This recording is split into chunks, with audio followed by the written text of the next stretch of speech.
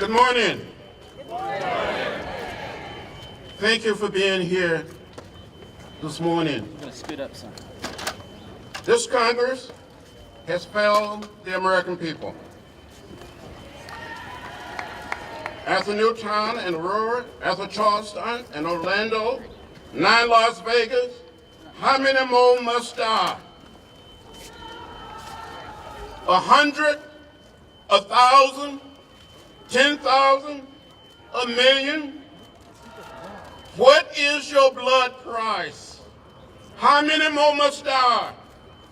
How many mothers and fathers, sisters and brothers, sons and daughters, husband and wife? Tell me what? Tell me and tell us. What is the number? How many more dead bodies will it take to wake up this Congress? But there's no number, is there? There's no amount of blood, or pain, or death, or suffering. What would move this Congress to act? We hold moments of silence and vigil. We offer our thoughts and prayers, but it's all a show, a placeholder, until people forget this Congress can move on, rolling back restrictions on silence or making it easier for the mentally ill to purchase weapons. Don't tell me otherwise. I've been around too long. I lost colleagues in Mississippi and Alabama to gun violence. We lost Dr. Martin Luther King Jr. to a man with a rifle. We lost Senator Robert Kennedy to a man with handguns.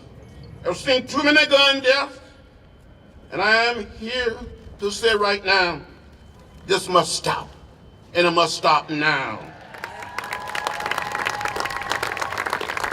We were elected to lead. We were elected to be a headlight and not a taillight. I said to all of you, to all of my colleagues on the other side, we must have raw courage to make a down payment on ending gun violence in America. We can no longer wait. We can no longer be patient. There was a fire, we will bring water. There was a virus, we will send medicine.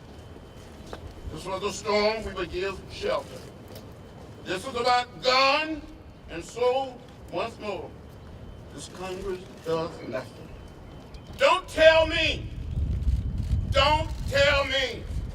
we need mental health reform when you won't provide every American access to mental health care. Don't tell me it's about protecting the Second Amendment when you won't stand up for the First Amendment.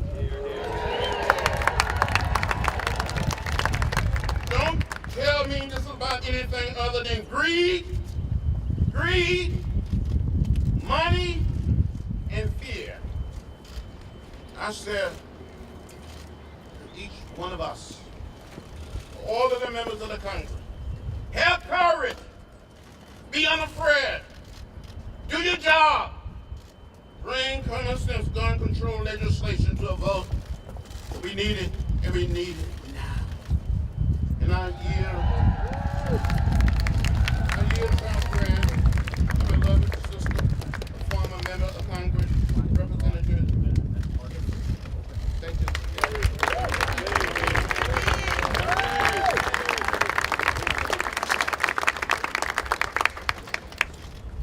Stopping gun violence takes courage. The courage to do what's right. The courage to new ideas.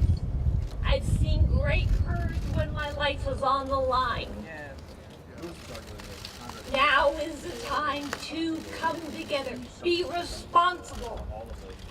Democrats, Republicans, everyone.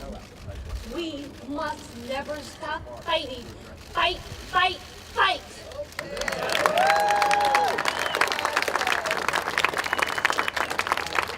Be bold, be courageous. The nation's counting on you. Thank you very much.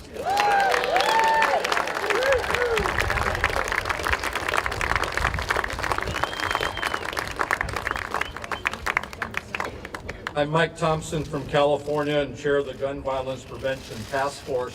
I want to thank you all for being here.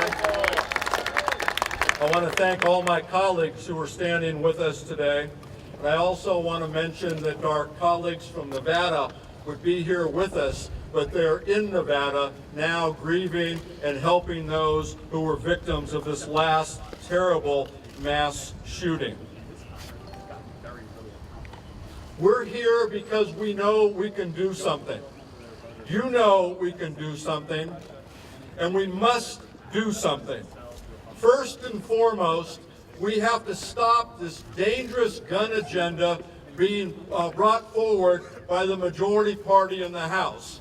A bill to lift the restrictions, deregulate the sale of silencers, and a bill to make it easier for anybody to carry a concealed weapon anytime, any place. We also believe that we should pass common sense gun violence prevention legislation. First, a bill that would require anyone who buys a gun through the commercial sale to undergo a background check. And second, the Speaker needs to step forward and establish a select committee on gun violence prevention. For the last 4.5 years, we've been working on gun violence prevention measures. Everything that we've brought forward doesn't cut the mustard with the Republican majority. They won't give us a hearing. They won't give us a vote. Well, if you don't like what we're bringing forward, you bring something forward. Establish a select committee. Let Democrats and Republicans sit down and work on this very real and very important issue together and bring measures forward that'll help keep the American people safe. And I yield to my colleague and someone who experiences the issues of gun violence in her district daily, Congresswoman Robin Kelly. Thank you, Rep. Thompson. Good morning. Like my colleagues, I'm glad to be here standing united and saying with one voice, enough is enough. But I'm also angry and sad.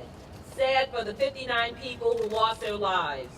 Sad for the families that will never celebrate another birthday with Bailey and Quentin. Sad for the friends that will never get another excited text from Jordan or Angela. And I'm angry. Angry that we are here yet again. Angry that Sandy Hook and 20 dead first graders weren't enough to spark change. Angry that it took 477 days for Pulse to be surpassed as our nation's worst mass shooting. I'm angry because I know that we will be back here again and again and again until something changes. Back here mourning with the nation, looking for answers because the people's house refused to act. Back here demanding something, anything, to save lives and getting the same response. Thoughts and prayers while they head to the bank to cash their NRA check. Something has got to change. Something has got to change because Angela Gomez was just 20 years old. Something has got to change because Hadiya Pendleton was just 15 years old. Something has got to change because Grace McDonald was just 7 and in the first grade. Something has got to change because Jason Josephat was just 20 years old. Tragically, it's too late for them, but it's not too late for someone else. Someone who might be your daughter or your son, your nephew at the nightclub or granddaughter at the country concert, your mom at the day spa or your sister teaching in an elementary school. We can act now and save their lives. So I asked the Speaker, what's so scary about a select committee? You created 2 last Congress but can't find the space for a committee to find a way to save 30,000 American lives every year. Is it because this isn't a Project Veritas video? Is it because there isn't a Democratic presidential candidate to slander and attack? Or is it because you got a nice check for $5,950? The time for action is now. Enough blood and tears have been shed. Enough families have been broken apart. Let's do something to stop this death. Otherwise, we do not deserve to be here.